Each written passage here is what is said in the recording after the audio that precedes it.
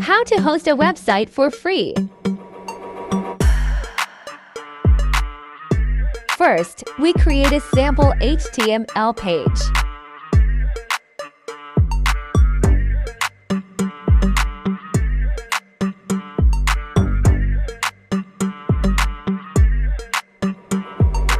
Now, go to netlify.com website.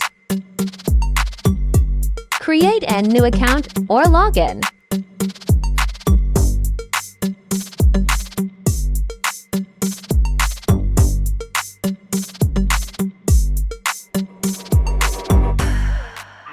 You can also import your project from TheTutorBuddy from a template. We choose manual upload method.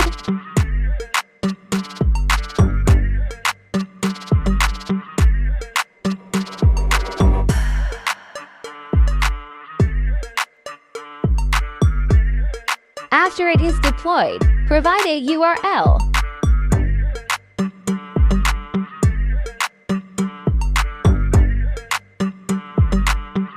Thanks for watching.